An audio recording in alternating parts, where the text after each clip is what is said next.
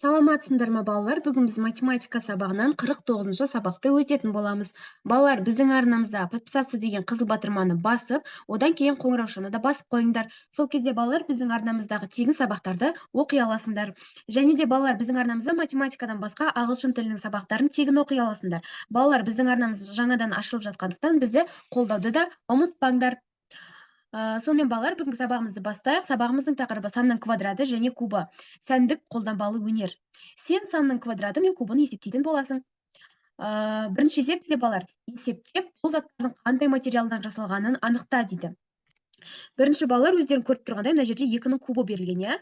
Оны табу үшін біз 2-ні өз-өзіне 3 рет қосамыз, иә. Мысалы, 2-нің кубы дегеніміз ол бізде 2 көбейтілген 2 дегенді білдіреді, иә. Яғни 2-ні өз-өзіне 3 рет қосу екен, иә, балалар. Енді балалар, 2-ні өзіне 3 рет қосқан кезде бізде 8 шығады екен. Яғни 8 дегеніміз ол бізде киіз екен, иә. Яғни біріншісі бізде киіз болады екен, иә. Мынау киіз болады екен.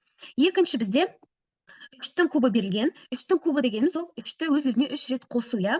3 көбейтілген 3 көбейтілген 3. Яғни бұл жерде 3-ті 3-ке көбейтсең 9, 9-ды 3-ке көбейтсең 27 шығады. 27 дегеніміз бұл жерде балалар тере екен, иә, балалар. Яғни үшінші атау. Келесі бізде 6-ның квадраты берілген, иә, мында 6-ның квадраты деп тұр. Енді бұл дегеніміз бізде 6-ның 6-ға көбейтіндісі екен. 6-ның 6-ға көбейтіндісі бізде 36 екен. Келесі бізде 5-тің квадраты берілген. 5-тің квадраты дегеніміз ол бізде 5-ті 5-ке көбейту, иә, балалар. 5-ті 5-ке көбейткенде бізде 25 деген сан шығады екен. Ал 25 дегеніміз бұл жерде саз балшық екен, иә, яғни саз балшықтан жасалған екен, иә, балалар. Дәл осылай балалар дәптерлеріне көшіріп жазып алыңдар. Келесі есеп бізде балалар, екінші есеп А есебі. Көбейтіндіні сандардың квадратына ауыстыр, өрнектердің мәнін тап дейді. Бірінші бізде 4 көбейту 4 берілген, иә? Ол бізде 4-тің квадраты екен. 4-тің квадраты бізде 16-ға тең. 8 көбейтілген 8, 8-дің квадраты бұл бізде 64-ке тең. 9 көбейтілген 9, бұл дегеніміз бізде 9-ның квадраты, бұл 81-ге тең екен. 3 көбейтілген 3-тің квадраты тең 9-ға тең. 7 көбейтілген 7, бұл бізде 7-нің квадраты, 7-нің квадраты бізде 49-ға тең екен. 2 көбейтілген 2 дегеніміз ол 2-нің квадраты екен. 2-нің квадраты бізде 4-ке тең екен. 5 көбейтілген 5 дегеніміз ол бізде 5-тің квадраты екен. 5-тің квадраты бізде 25-ке тең екен. Келесі 6 көбейтілген 6 дегеніміз бізде 6-нің квадраты екен, иә, балалар? 6-ның квадраты дегеніміз бізде 36-ға тең екен. Келесі А есебі. Сандардың квадратын бірдей көбейткіштердің көбейтіндісіне алмастыр, өрнектердің мәнін тап дейді. Яғни балалар, мысалы бізде 8-дің квадраты қосылған 200 деп берілген, иә? 8-дің квадратын мына санды біз 8 көбейтілген 8 деп осылай алмастырып жазуымыз керек екен, балалар. Біріншісі бізде 8-дің квадраты қосылған 200 тең 8-дің квадраты дегеніміз бізде 8 көбейтілген 8, одан кейін қосылған 200 өзі жазылады. Енді 8-ді 8-ге көбейтсек 64, 64-ке 200, бізде 264 шығады екен. Келесі 7-нің квадраты қосылған 455. Бұл бізде 7-нің квадраты дегеніміз бұл жердегі 7 көбейтілген 7 дегенді білдіреді екен. Оған қосамыз 455-ті. 7-ні 7-ге көбейтсек 49, 49-ға 455-ті қосқан кезде бізде 504 деген сан шығады екен. Келесі 9-ның квадраты азайтылған 34. Бұл жерде балалар 9-ның квадраты дегеніміз 9 көбейтілген 9 дегенді білдіреді екен, иә. Енді азайтылған 34 деп жазылады. 9-ды 9-ға көбейтсек бізде 81. 81-ден 34-ті азайтсақ бізде мынандай 47 деген сан шығады екен, иә, балалар. Келесі 290 азайтылған 8-дің квадраты. Тең болады, 290 азайтылған өзі жазылады. 8-дің квадраты дегеніміз бізде өздерің білетіндей 8 мен 8-дің көбейтіндісі, иә, балалар. Енді 8-ді 8-ге көбейтсек 64. 290-нан 64-ті азайтсақ бізде 226 деген сан шығады екен, иә, балалар. Бұл А есебі осылай шығады. Келесі бізде Б есебі. Сандардың кубын бірдей 3 көбейткіштің көбейтіндісіне алмастыр дейді, есепте дейді. Яғни балалар, біріншіде көріп тұрғандарында 200 қосылған 1-дің кубы деп тұр. 1-дің кубы дегеніміз ол 1-ді өз-өзіне 3 рет көбейту, иә. Біріншісін шығарайық. 200 қосылған 1-дің кубы тең болады. 200 қосылған өзі жазылады. Мына 1-дің кубы дегеніміз бізде 1 көбейтілген 1 көбейтілген 1 көбейтілген 1. Яғни 3 рет көбейтеміз 1-ді 1-біріне, иә. Яғни 1-ді 1-ге көбейтсек 1, 1-ді 1-ге көбейтсек 1 шығады, иә, балалар. Өздерің білетіндей. 1-ге 200-ді қосатын болсақ, бізде 201 деген сан шығады екен. Келесі бізде 64 бөлінген 2-нің кубы. Тең болады. 64 бөлінген өзі жазылады. 2-нің кубы дегеніміз 2-ні өз-өзіне 3 рет көбейту, иә. Яғни 2-ні 2-ге көбейтсек 4, 4-ті 2-ге көбейтсек 8.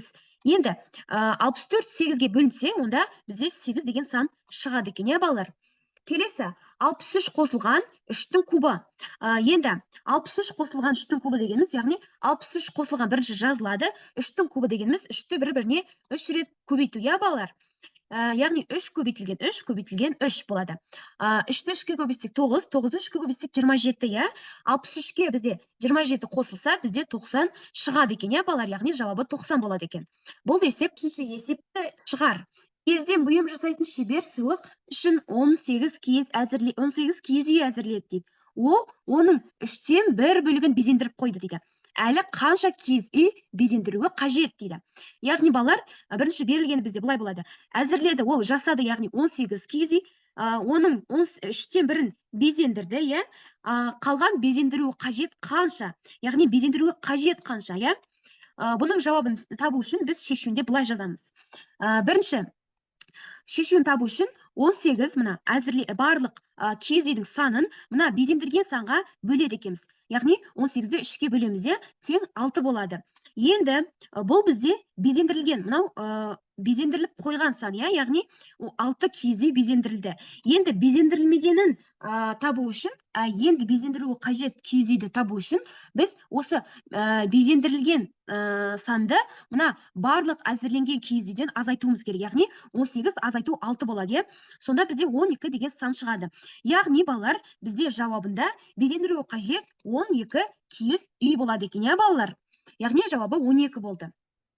Келесі есеп бізде 4-ші есеп, сандардың квадраты мен кубын бірдей көбейткіштердің көбейтіндісі түрінде жаз және есепте дейді.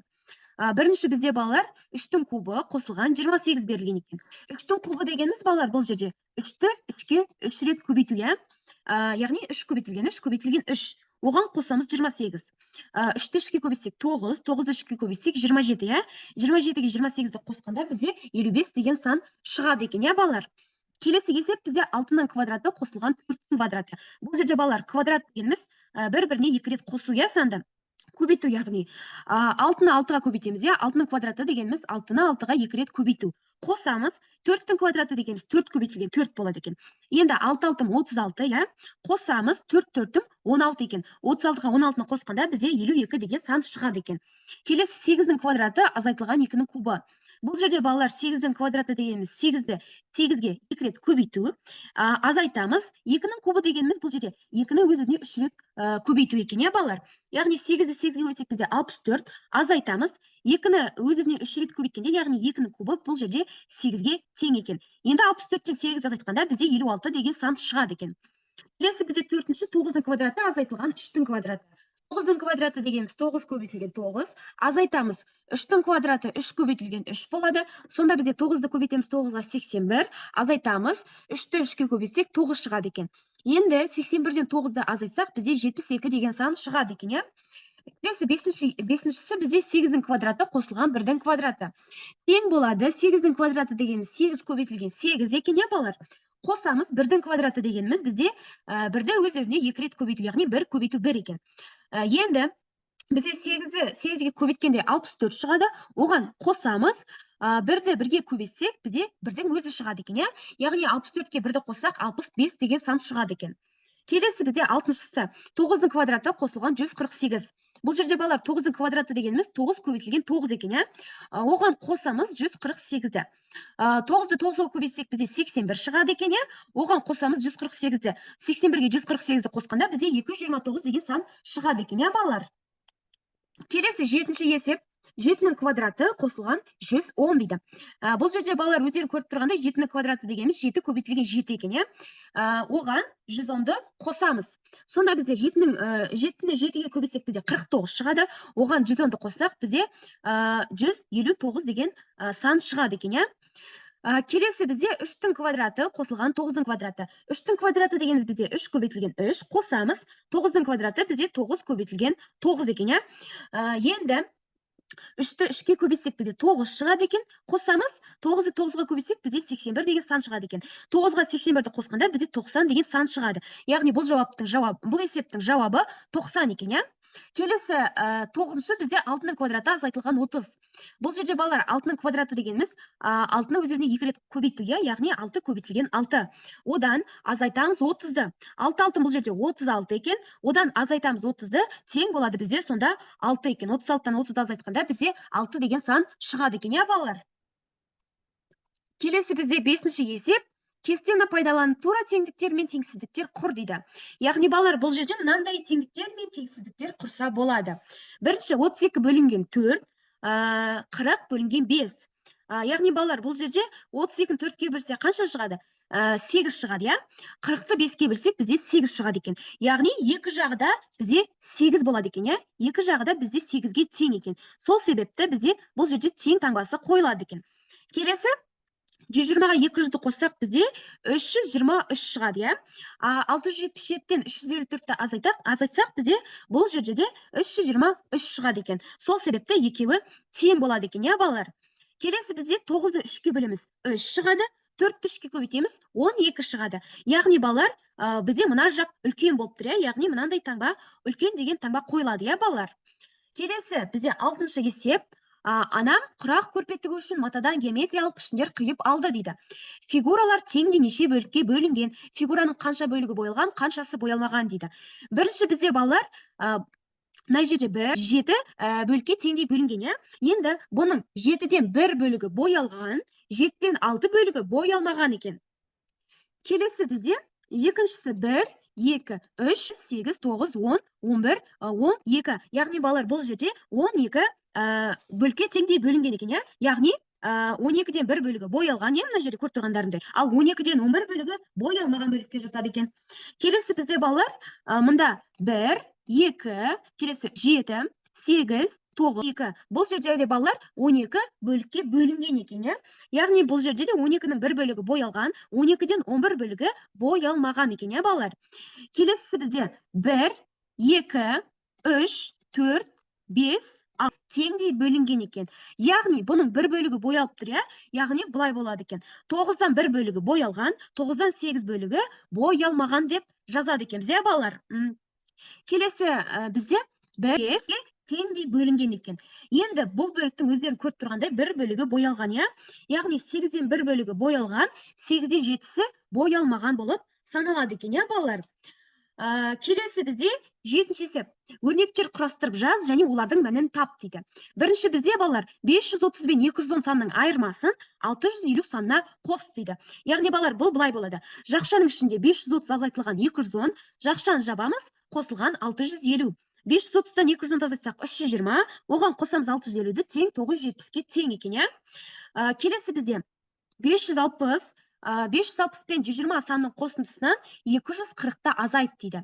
Бұл жерде бұлай болады екен. Жақшаның ішінде 560 қосылған 120, жақша жабылған, азайтамыз 240 болады. Тең бізде 560-қа 120-ны қосқанда 680 шығады, я? 680-ден 240 азайтқанда бізде 440 деген сан шығады екен. Келесі үшіншісі 650 мен 210 санның айырмасын 240 пен 20 сандарының қосындысына арттыр дейді. Бұл балалар бұлай болады. Жақша ішінде 650 азайтылған 210, жақша жабылады, қосылған, жақша ішінде 240 қосылған 20 болады екен. Енді тең 650-ден 210 азайтқанда бізде 440 шығады екен. Қосамыз, мына қосу белгісі мұнда қойылады екен, балалар. Келесі 240-қа 20-ны қосқанда бізде 260 шығады екен. Сонда 440-қа 260-ты қосақ бізде 700 деген сан шығады екен, я балалар?